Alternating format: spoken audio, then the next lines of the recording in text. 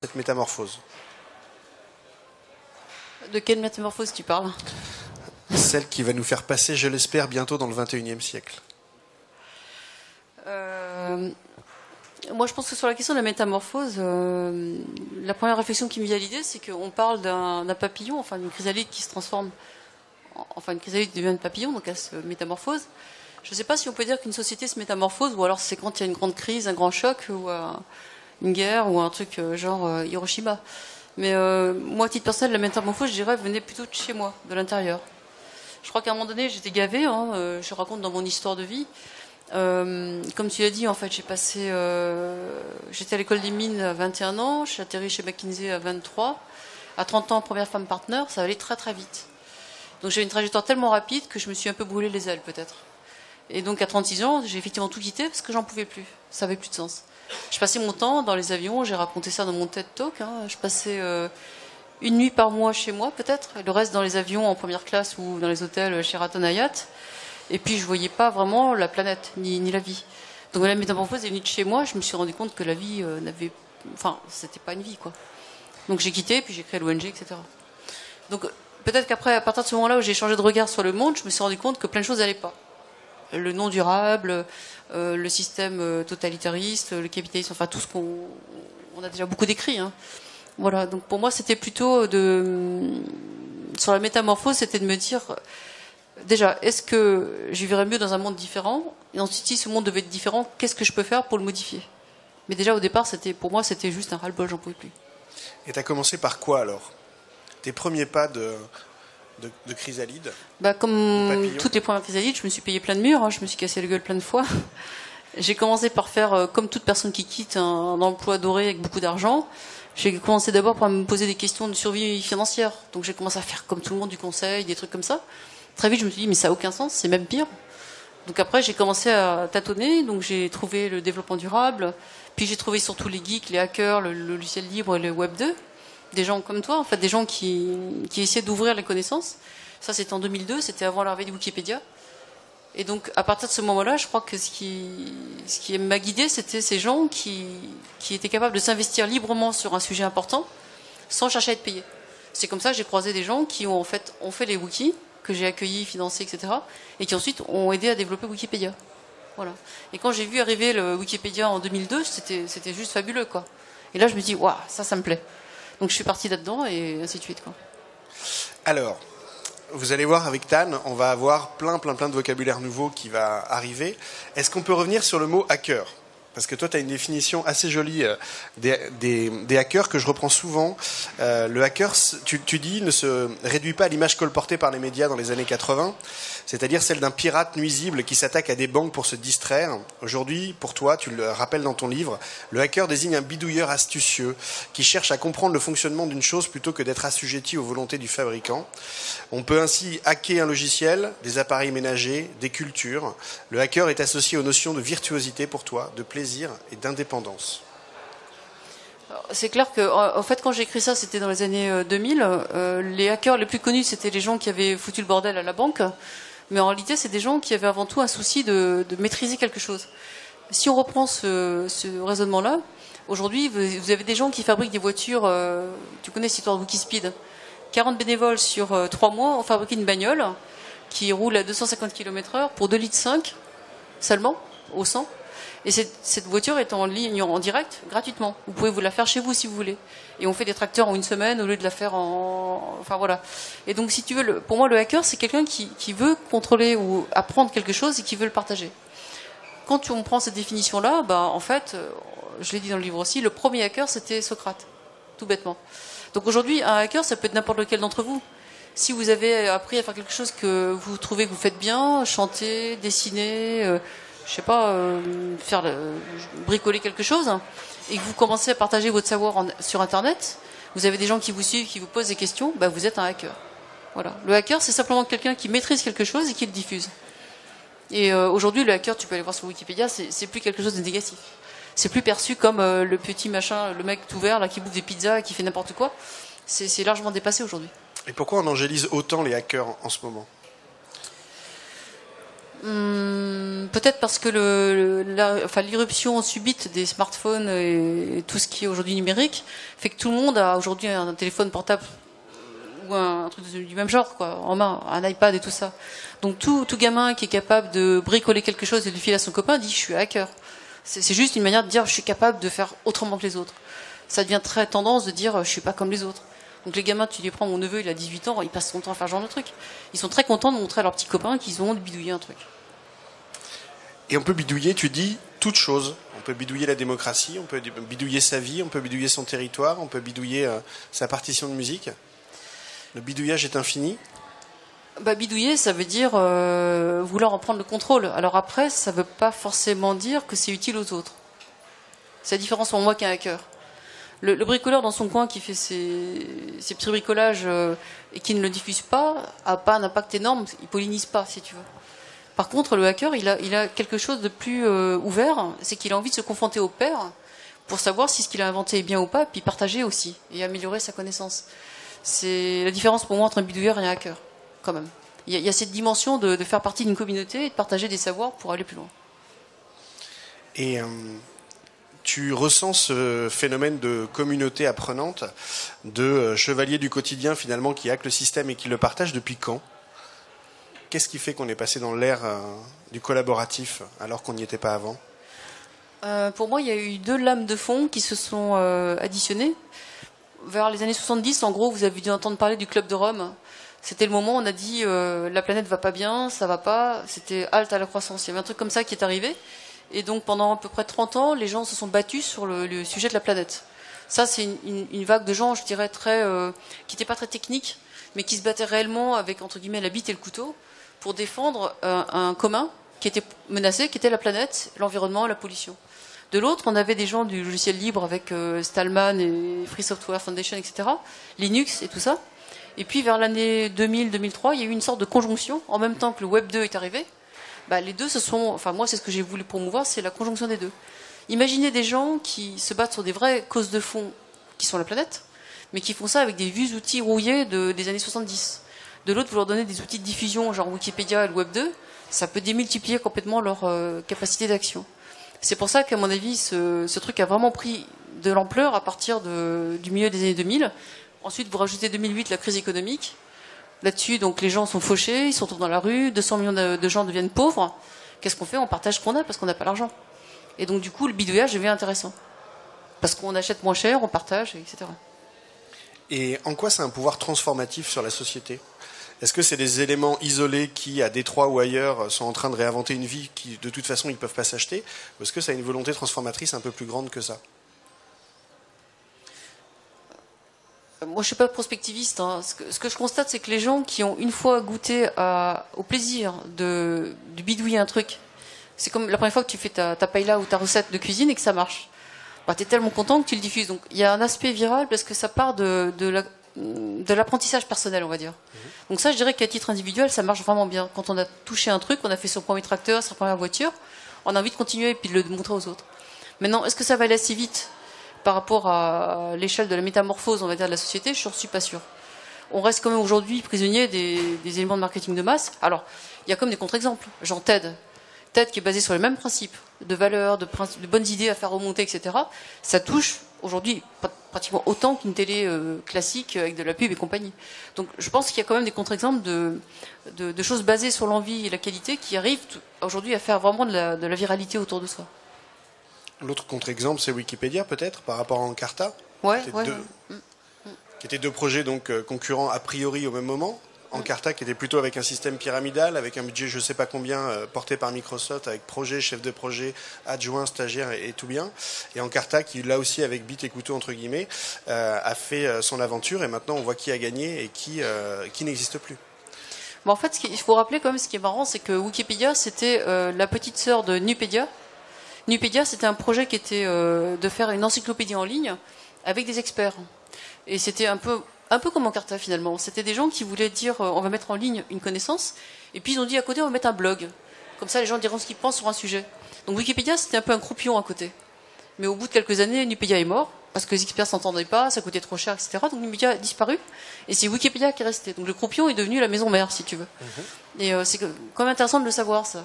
Et au final, si tu veux, c'est l'histoire du bazar et de la cathédrale, hein, qui est très bien racontée par Éric Raymond dans l'histoire du logiciel libre. La cathédrale, c'est des gens qui en haut vous donnent les ordres, c'est silencieux, tout le monde fait son truc dans le silence, quoi, ça marche comme ça, tranquillement et pas très créatif. Le bazar, c'est le bordel, et puis les gens créent plein de trucs, parce que c'est la vie, quoi, c'est organique. Alors, puisque tu as parlé de TED, on va vous proposer, à partir de maintenant, une petite vidéo d'inspiration, voilà, un plein milieu. Et en plus, c'est une vidéo que tu aimes bien, puisque c'est Marcin Jakubowski, ça dure 4 minutes 12, et ça vient de TED.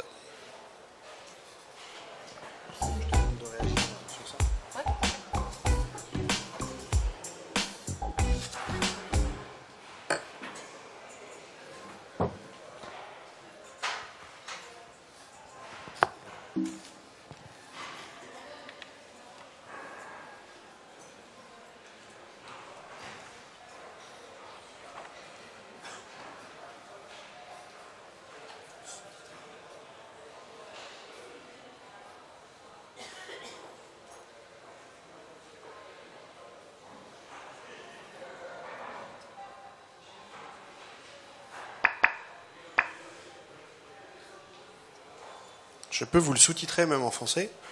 Bonjour, je m'appelle Marcin. Voilà, j'étais un physicien nucléaire quand j'étais petit. Puis bread ovens, circuit makers. Then we set out to create an open source, DIY, do-it-yourself version that anyone can build and maintain at a fraction of the cost. We call this the Global Village Construction Set. So let me tell you a story. So I finished my 20s with a PhD in fusion energy, and I discovered I was useless.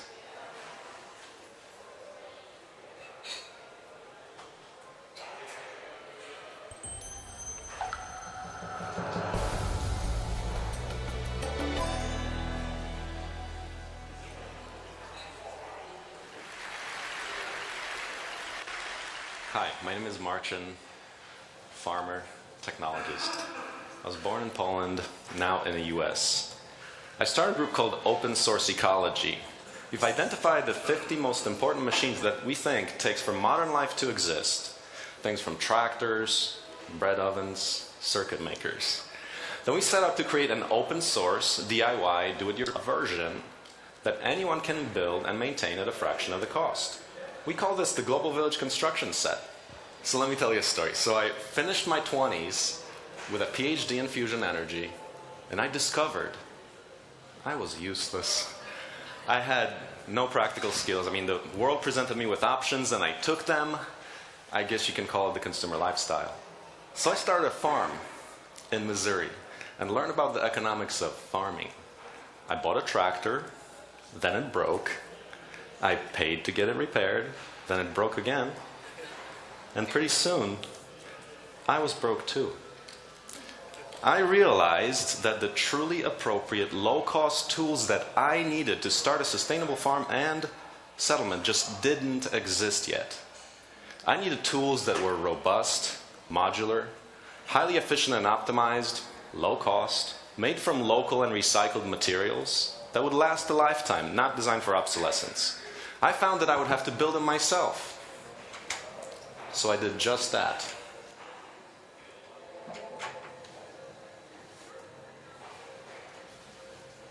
And I tested them. And I found that industrial productivity can be achieved on a small scale. So then I published the 3D designs, schematics, instructional videos, and budgets on a wiki. Then contributors from all over the world began showing up, prototyping new machines during dedicated project visits. So far we have prototyped 8 of the 50 machines, and now the project is beginning to grow on its own.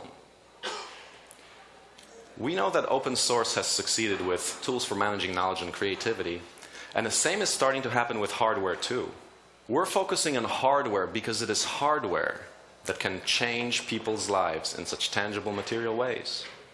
If we can lower the barriers to farming, building, manufacturing, then we can unleash just massive amounts of human potential. That's not only in the developing world.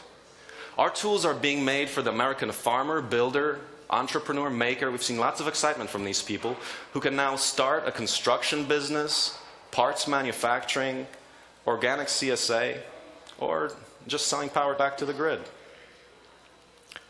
Our goal is a repository of published designs so clear, so complete that a single burned DVD is effectively a civilization starter kit. I've planted 100 trees in a day. I've pressed 5,000 bricks in one day from the dirt beneath my feet and built a tractor in 6 days. From what I've seen, this is only the beginning.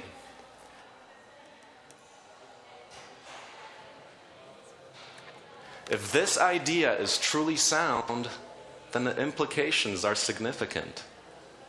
A greater distribution of the means of production, environmentally sound supply chains, and a newly relevant DIY maker culture can hope to transcend artificial scarcity.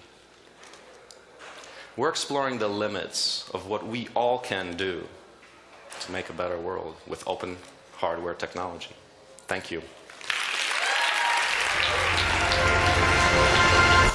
Alors Tan, commencer avec un physicien nucléaire et finir par Victor Hugo, qu'est-ce que tu en penses?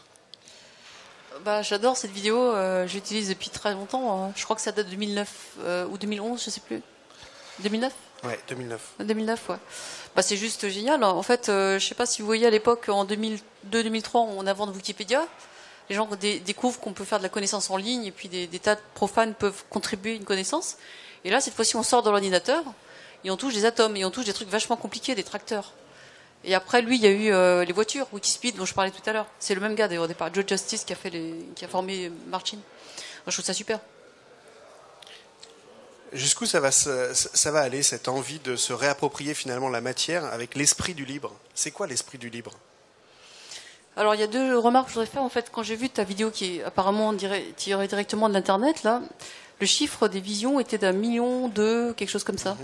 Moi, à l'époque, quand je l'ai récupéré, c'était il y a 2 ans ou 3 ans pour mes cours, à l'IFS et au Lab Sessions, dont certaines personnes sont ici présentes. On était à moins de 20 000 ou 50 000 vues. Ouais. Donc, en 2-3 ans, tu calcules, c'est exponentiel. C'est ta petite brique là qui fait tomber le mur. Voilà, donc ça, en termes de métamorphose, ça veut dire que ce machin est devenu viral et que demain, les gens vont se référer à ce truc-là pour dire on peut hacker des tracteurs. Et là, tu vois, le hacker, c'est Martin, il est pas méchant, c'est pas un mec qui fait des piratages de banque. Donc, en fait, si on arrive à hacker des tracteurs, on peut hacker une maison, une bagnole, demain, n'importe quoi. Peut-être pas une navette spatiale, enfin, il vaudrait mieux pas, mais on peut hacker vraiment beaucoup de choses. C'est ça le truc.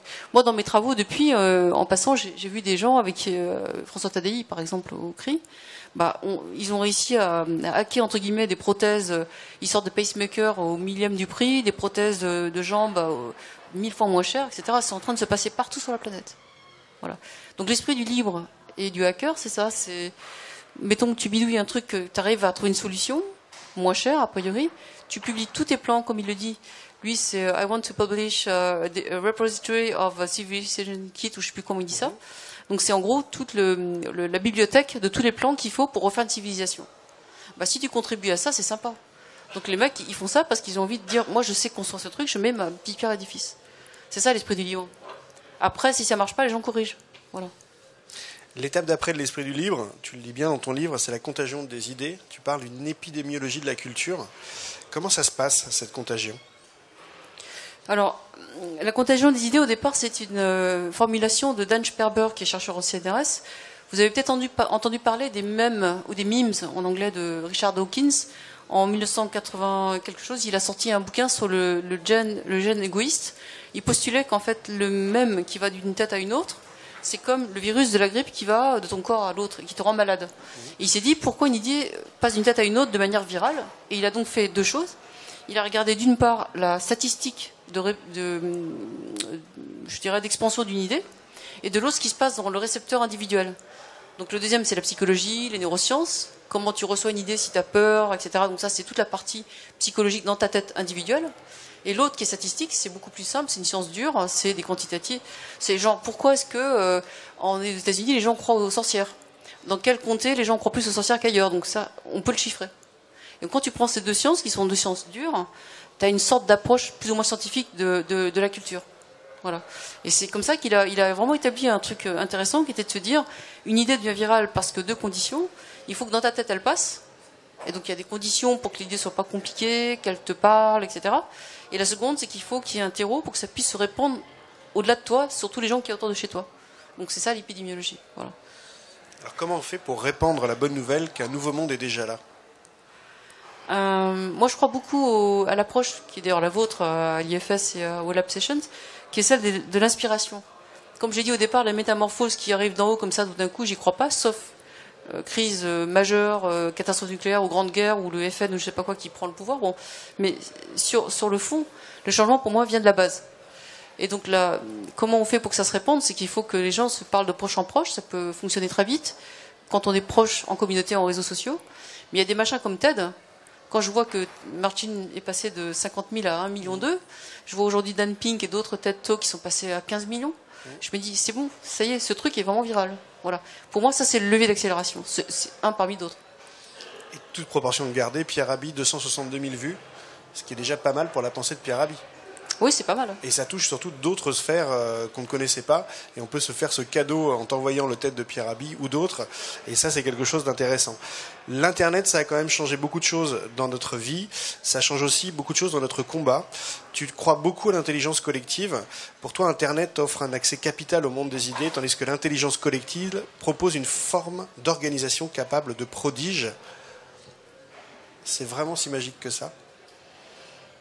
Ah, c'est compliqué. L'intelligence collective, je crois que c'est pas une discipline scientifique déjà. Ça n'a jamais été reconnu comme tel parce que c'est transversal à plein de choses. Donc on peut pas la mettre ni dans les neurosciences ni dans les sciences complexes. Bon, ça se balade un peu partout. Et le pire, c'est que dessus, il y a pas mal de gourous qui disent voilà, je vais vous expliquer ce que c'est. Donc ça fait un peu du n'importe quoi. Les seuls endroits où on a vraiment trouvé une discipline non discutable là-dessus, c'est l'éthologie avec les animaux, les fourmis, les termites et tout ça. Là, il y a vraiment des travaux remarquables où on voit comment, par exemple, la ruche fonctionne. C'est juste sidérant, quoi. Donc moi, au niveau des humains, je suis pas convaincue que l'intelligence collective soit vraiment un modèle qu'on puisse appliquer. La preuve, c'est qu'on n'arrive pas à le faire en entreprise, on n'arrive pas à le faire au niveau du gouvernement, on n'arrive pas à le faire dans les collectifs de grande taille. Ça reste un peu peut-être même pas un dogme, peut-être une visée.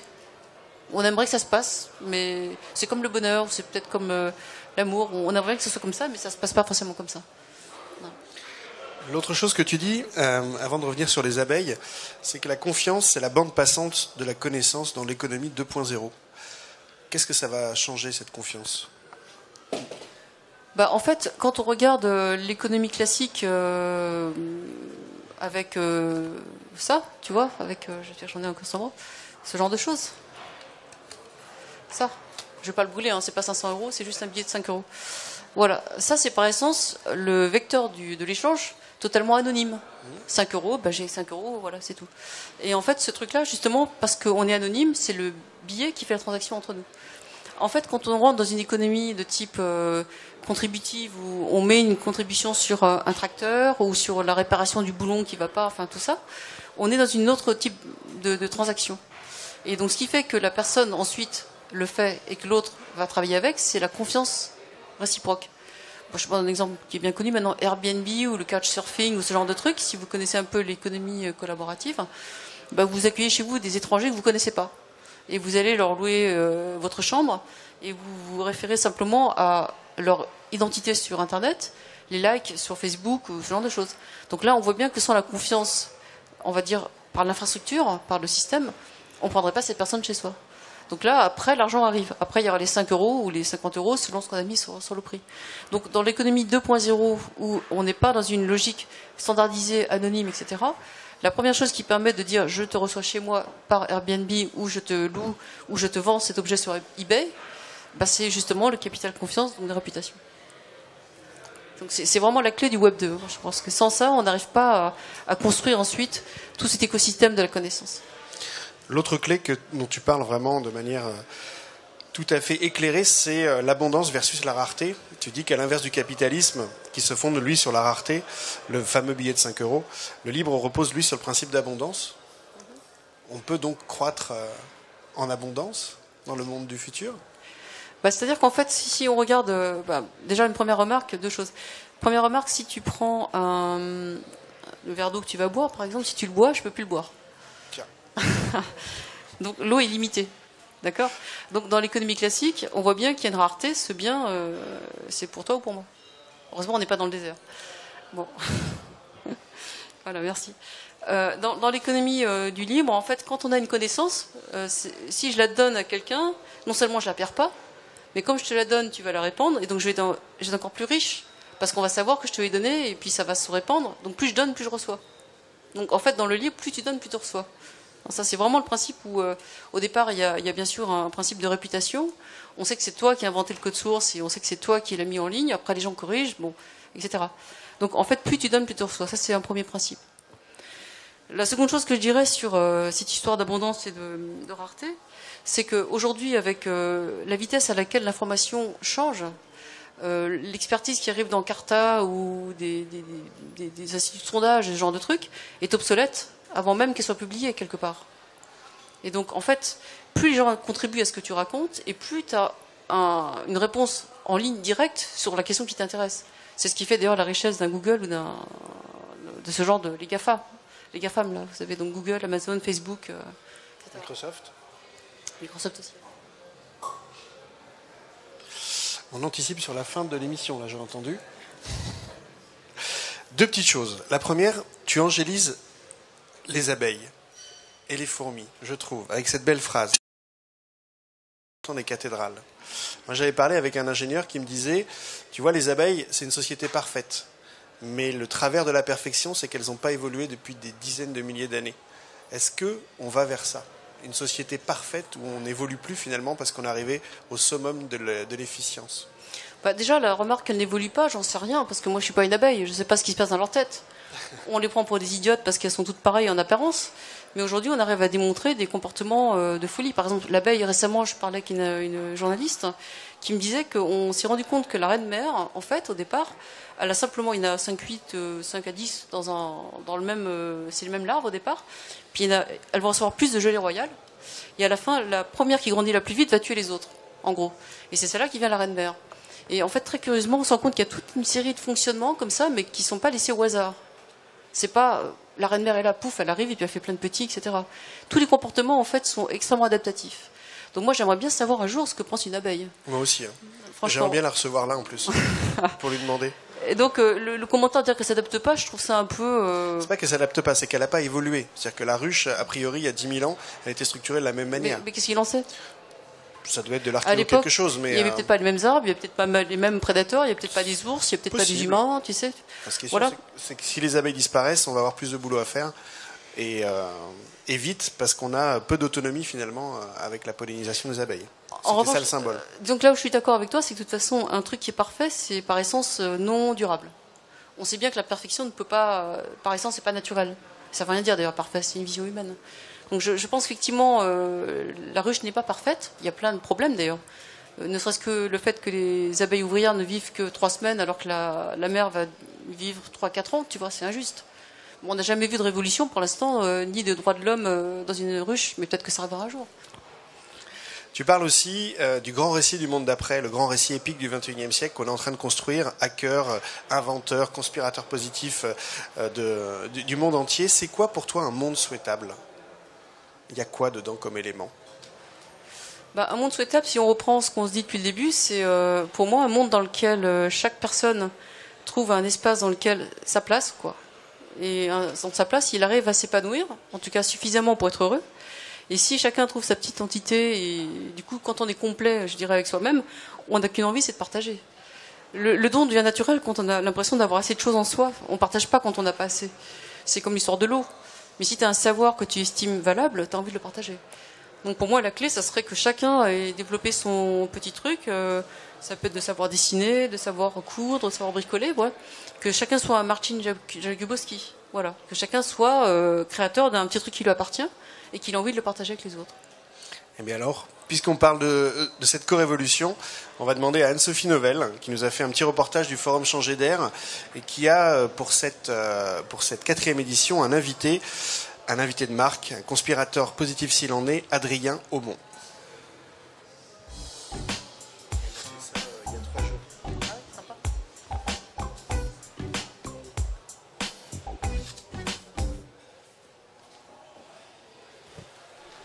Bonsoir, l'Institut des Futurs Souhaitables. Alors pour cette nouvelle pastille autour de l'économie collaborative, j'ai le plaisir d'accueillir Adrien Aumont, cofondateur de KissKissBankBank, une plateforme de finance participative. Et le sujet que je voulais aborder pour cette pastille, dans le cadre de cette soirée avec Tan Nguyen ce soir, c'était les inquiétudes aujourd'hui qui émergent autour de l'économie collaborative, parce que ça fait maintenant 2-3 ans qu'on en parle et que c'est sous les feux de la rampe médiatique, et le secteur se structure. Et il émerge aujourd'hui un certain nombre de questionnements liés à cette structuration. Et en fait, dans la première de ces inquiétudes, c'est la sensation qu'on est en train de remplacer certains vieux monopoles par de nouveaux monopoles. C'est-à-dire que Airbnb devient un monopole à sa façon sur les échanges de logements entre particuliers. Airbnb devient un monopole sur le covoiturage, dans la finance participative. On peut en parler également. Nous sommes en train de créer, via les réseaux de confiance, des structures qui grossissent de plus en plus. Mais que se passe-t-il? Qu'est-ce que ça signifie que de créer ces nouveaux monopoles? Adrien, qu'en penses-tu, toi, de cette première inquiétude autour de l'économie collaborative? Alors, pour ce qui est du monopole, on va dire que le monopole d'Airbnb, pour moi, est un monopole organique. Il a plein d'autres concurrents qui sont de très bonne qualité. Je pense à Bedicasa, qui est une très belle start-up française. Il y en a d'autres dans d'autres pays. Il se trouve que Airbnb est le leader incontestable dans le monde, mais il est devenu leader incontestable à la force du poignet, à la bonne exécution, aussi par le fait d'avoir été l'un des premiers sur ce marché. Mais il ne devient pas leader incontestable sur ce marché par des acquisitions ou par de la croissance externe et à coût de millions. Ça se met en place de manière organique. Donc si c'est organique, pour moi, il n'y a rien de malsain ou de dérangeant. Mais si on pousse un petit peu plus loin, finalement, ces structures, ces startups se créent sans capital de départ. Le capital, ils optimisent le capital possédé par les contributeurs qui acceptent de mettre leur logement à disposition d'autres utilisateurs, leur voiture à disposition d'autres utilisateurs ou leurs objets qui restent dormants dans les placards. Et pour moi, ça me pose une autre question, du coup, que j'appelle inquiétude aussi, mais c'est plutôt celle de la chaîne de valeur et de la gouvernance que l'on est en train de créer. Est-ce que finalement, à terme, un modèle ne serait pas, pour être aussi plus coopératif et garant d'une certaine forme de valeur et de cohérence, que de partager la gouvernance et de proposer à ses contributeurs d'être faire partie des actionnaires d'une certaine manière? Alors, moi, il y a quelque chose là-dessus. C'est clairement un sujet qui tourne beaucoup chez tous les entrepreneurs de cette économie collaborative. Mon premier avis sur le sujet, c'est que nous ne créons pas de la richesse sur la richesse des uns et des autres. Nous sommes des structures Internet qui facilitent les échanges et qui permettent aux uns et aux autres de faire des transactions. Et quand on regarde les modèles économiques de toutes ces startups, c'est des modèles économiques qui fonctionnent à la commission, par transaction. Donc c'est pas comme une banque chez qui on dépose son argent et qui va fructifier votre argent et en prendre une bonne partie au passage. Non, c'est comme lorsqu'une banque vous fait payer une transaction financière. Si on en restait là sur le modèle économique des banques, on serait tous très heureux du service qu'elles nous donnent.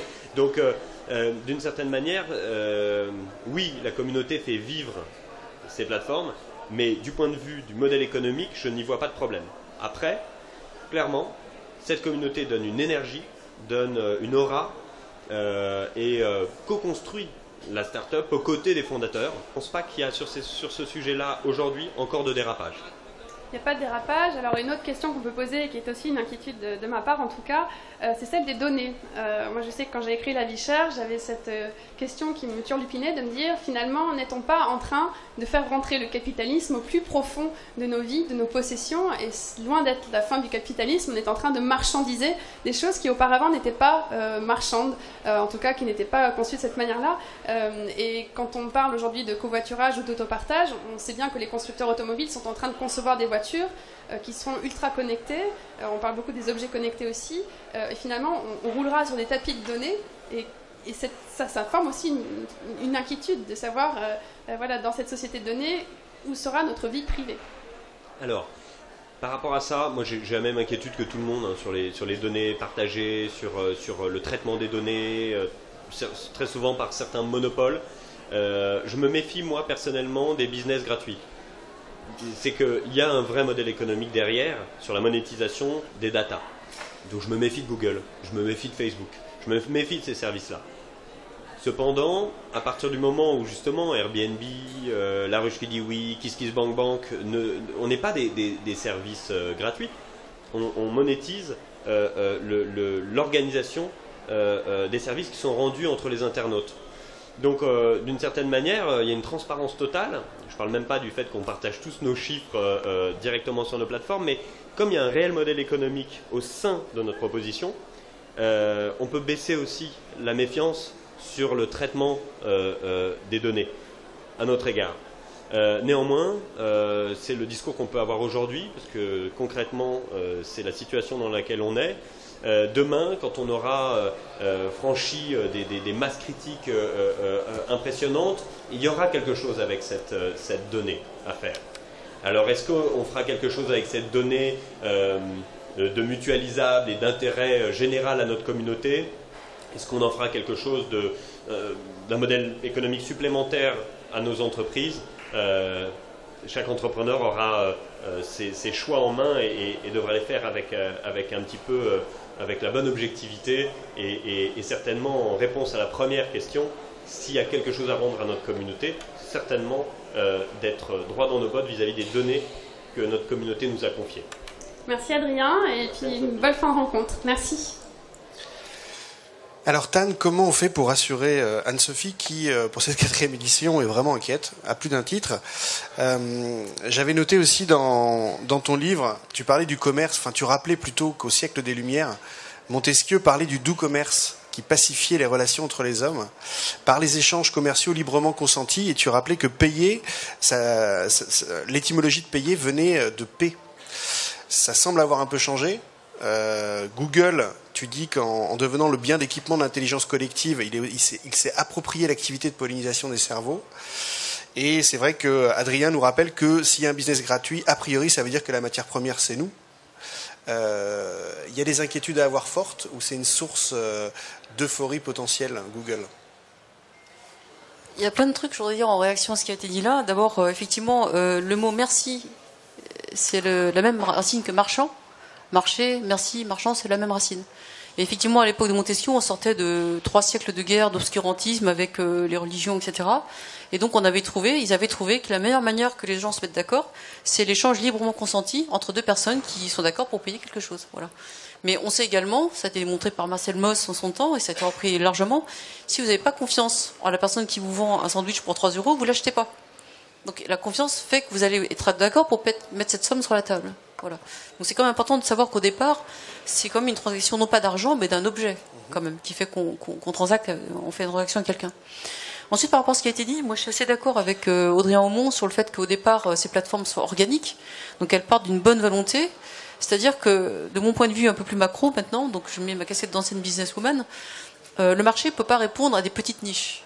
Donc il y a forcément des trous dans lesquels on peut faire quelque chose d'intelligent. C'est là qu'au démarrage, il y a des gens qui sont souvent des bénévoles, des hackers, qui vont développer des trucs sans penser à la rentabilité. Donc ça, c'est organique. Le problème, c'est que dès que ça devient plus visible, et forcément, les gros bredons qui passent à côté, les repères, ils veulent les manger. C'est un peu comme ça que ça se passe à chaque fois. Bon, après, la deuxième question, c'est... Bon, jusqu'à là, tout va bien, mais c'est quand le truc devient plus important, quelle gouvernance on met là-dedans? Et toutes les startups, WeShare par exemple, que vous connaissez ce collectif, mais tous les gens que j'accompagne à HEC, etc. depuis longtemps, dans l'ESS, donc l'économie sociale et solidaire, on a toujours ce moment où on sort du bénévolat, où on gagne en gros que dalle, et on bosse comme des malades, mais on le fait parce qu'on est convaincu, et on se dit, il faut quand même que je paye à la fin les rentes du loyer, etc. Donc à quel moment je fais du conseil? À quel moment je me paye pour vivre? Et ce moment est toujours très douloureux. Moi, je le vois là avec les jeunes de WeShare, ils ont ces questions-là, tout le monde a ces questions-là. Donc simplement, je crois que la question de la gouvernance se pose forcément à partir du moment où vous rentrez dans le radar du marché. Parce que l'argent commence à venir vers vous. Donc par rapport à ça, moi je dirais que pour moi, le curseur, c'est quelle est la valeur créée par le petit et par le gros. Il se trouve que Google aujourd'hui crée une valeur difficile à contester. Le problème, c'est qu'ils ne sont pas open source, donc il y a plein de trucs qui nous échappent, comme les data, etc. Ça, on le sait. Mais en même temps, dans les grandes firmes capitalistes, c'est loin d'être la pire. Quand on voit le bénéfice qu'on tire des Google Drive, enfin tout ça, alors bien sûr, vous allez me dire, ils se servent de nos documents. Mais moi, je connais des tas qui font la même chose en moins bien et payant. Donc par rapport à tout ça, je dirais que c'est pas forcément le grand méchant. Par contre, ce qu'il faut, c'est vérifier qu'en termes de gouvernance, on puisse toujours avoir accès à nos données. Moi, je me sers de Google tout l'environnement depuis longtemps. Régulièrement, je prends mes données, je les récupère, je les sauve sur mon ordi, parce que c'est possible. Il y a une application qui permet ça. Vous récupérez toutes vos données, vous les gardez chez vous et vous effacez ce que vous voulez. Il y a plein de sauvegardes comme ça. Pour moi, c'est pas le pire, franchement. Mais j'aurais juste donné une idée, une illustration de cette tension entre le bénévole associatif, un peu bisounours, et le grand méchant capitaliste. Ce matin, j'étais en région Nord-Pas-de-Calais avec des Belges qui ont été les premiers à lancer des coopératives d'éoliennes. C'était en 2000, ça fait 15 ans maintenant. Et ben, ils ont trouvé un modèle très astucieux, parce qu'en gros, je fais court, ils ont réussi à avoir une rentabilité sur les éoliennes de 8%, parce que ça crée de l'énergie, qu'on revend avec Trabel, etc. Enfin bref, je passe aux détails. Et ben, au lieu de sortir un rendement de 8% pour la coopérative, ils mettent 80% pour investir dans les éoliennes, et les 20% restants, ils le mettent dans l'éducation, le développement durable et compagnie. Ce qui fait que les gens qui investissent dedans ont 6%, 6,4%. Donc pour des gens qui veulent de la finance, c'est intéressant quand même, et au final, ça sert à tout le monde. Mais après, donc le mec ce matin, il disait clairement, le problème, c'est que dès qu'il y a des rendements intéressants, il y a plein de gens qui viennent vers nous qu'on veut pas. C'est ça la vraie question. C'est des gens qui viennent pas pour la cause, mais pour faire du rendement sur le billet que je sortais tout à l'heure. C'est toujours le même problème, c'est quand on devient gros, qu'on attire des gens qui sont intéressés par le rendement, le dividende, et pas par la cause initiale pour laquelle on se battait. Une idée pour inspirer nous ici, et pour rassurer Anne-Sophie. Qu'est-ce qui te fait... c'est quoi le kiff du moment que tu vois, toi qui es partout, qui est de tous les hackathons, qui est de toute... Moi, je dirais que c'est la vitalité des jeunes et des communautés. La vôtre, ce qui se passe ici, les WeShare, tous ces jeunes, il y en a plein. Aujourd'hui, j'ai l'impression qu'en tout cas, de mon observation sur les élèves que j'ai régulièrement chaque année à HEC Sud de Paris, je trouve qu'entre aujourd'hui et il y a 8 ans, ça n'a plus rien à voir. Plus rien à voir. Donc pour moi, le signe d'espoir, c'est le fait que cette génération-là, Younos a même dit, c'est la plus puissante de toutes les générations, pas parce qu'elle est plus intelligente, mais parce qu'elle est née avec le numérique dans les mains. Donc un pouvoir de diffusion bien supérieur. On arrive à la fin de ce premier temps. Je pose 4 questions à tous nos intervenants, que ce soit dans l'Institut ou à Au pire ça marche. Une source d'info qui te nourrit, en laquelle tu as confiance. Alors j'en ai beaucoup parlé, évidemment, c'est TED. Mais j'irai au-delà de TED, qui est le résultat final, c'est TED et les communautés qui animent TED. Donc aussi bien des gens comme toi qui font partie des sélectionneurs, que des gens qui vont venir parler à TED. Moi, je me suis fait beaucoup d'amis avec les 3 ou 4 TED que j'ai fait, dans les gens qui sont venus parler. Donc c'est tout un écosystème. Je confirme. TED.com pour ceux qui ne connaissent pas, ou TEDx Paris et TEDx en France. Le dernier livre qui t'a inspiré? Là, j'en dirais 2, effectivement. Un que je vous recommande chaudement, c'est Thomas Dansembourg. Qui fuis-je? Où cours-tu? À quoi servons-nous? Vers l'intériorité citoyenne. C'est un gars qui était juriste, haut niveau, etc. Et en gros, qui s'occupe maintenant des enfants en difficulté. Et en fait, il a vraiment réussi, d'un point de vue micro, à aider plein de jeunes à sortir de la misère, enfin, des difficultés. Et il sort 2 ou 3 phrases intéressantes, comme, en gros, il postule que le développement durable et la planète, etc., ça ne marchera que si on arrive à se connecter avec soi-même. Et pas si on dit aux autres de faire ce qu'il faut, etc. Et il dit, par exemple, un escroc qui mange bio reste un escroc. Et ça ne sert à rien de faire la protection de la nature et de cotiser à une ONG environnementale si on passe son temps à brutaliser notre propre nature. Et ça, c'est vraiment à méditer. Parce que moi, je connais pas mal des gens dans les assos qui font un peu n'importe quoi et on sent que leur problème, il est chez eux, il n'est pas dans la planète. Donc, pour moi, ça veut dire beaucoup de choses. Et le second bouquin, c'est plus un livre d'ouverture, mais je pense que toi, ça te plairait, c'est Stefan Zweig sur Magellan. Un livre absolument remarquable. Un livre qui explique comment ce type a fait le tour du monde, alors qu'on n'avait pas de carte, il n'y avait rien du tout. L'explorateur en excellence par rapport au Lab Session, c'est vraiment inspirant. Ouais. S'il n'y avait qu'un seul enjeu, l'enjeu des enjeux, le maître enjeu pour toi pour demain, ce serait quoi? La cohérence personnelle et collective. Être cohérent, je pense que si on ne peut pas être cohérent déjà soi-même, on va répondre que, voilà, c'est une cohérence. Un truc à expérimenter ici et maintenant pour aller plus vite dans le monde d'après? Ici, maintenant, ici? On commence maintenant. Hein. Pas dans la minute, hein, mais dans la décennie. Je dirais que pour cette question de cohérence, c'est cette question-là. Ça dépend pour chacun des auditeurs. vous avez forcément des trucs qui vous chagrinent ou qui vous taquinent. On est dans son lit le soir, on regarde au plafond, un truc qui gratte, quoi, ça va pas. Un truc qui nous fait chier, c'est toujours là, tu vois. Moi, j'appelle ça Gemini Cricket. Vous savez, Pinocchio, le petit bonhomme dans sa poche, là, qui lui dit non, t'es en train de mentir. Eh ben, en fait, on a tous un Gemini. On en a tous un, sauf qu'on fait tout pour l'étouffer. Et je crois que l'une des tâches les plus simples à faire, c'est de commencer à trouver son Gemini et l'écouter, qui vous dira, mais non, voilà. Mais ça veut dire beaucoup de choses. Hein. C'est arrêter de dire c'est la faute des autres, du gouvernement, c'est la faute des capitalistes, c'est l'industrie. Il y a beaucoup de choses qui viennent de nous, je pense. Et si tu devais écrire justement sur cette ardoise un ou deux mots-clés pour inspirer l'agir pour demain, tu mettrais quoi? Bah, du coup, je vais être cohérente. Cohérence et Gemini. Je te le mets là? Ouais. Avec ça? Bah, essaye. Si j'avais le temps, je vous dessinerais Gemini, parce que j'ai repris mes crayons de dessin, mais ça prendrait quand même 5 minutes. Donc, je vous rappelle, avec Patrick Vivray, on a eu la joie de vivre. Avec Joël de René, on a eu l'amour du futur. Et avec Tan, on a le Gemini Cricket que vous devez repérer en vous et l'écouter de temps en temps.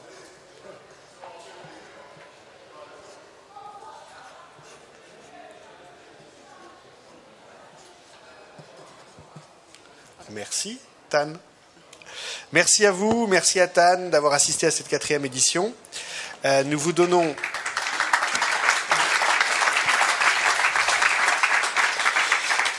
Nous vous donnons rendez-vous dans quelques mois, en septembre, pour une prochaine émission d'Au pire ça marche. Une nouvelle occasion de réfléchir sur l'ère du temps, et pas n'importe lequel, puisque c'est celui qui vient. Merci à vous.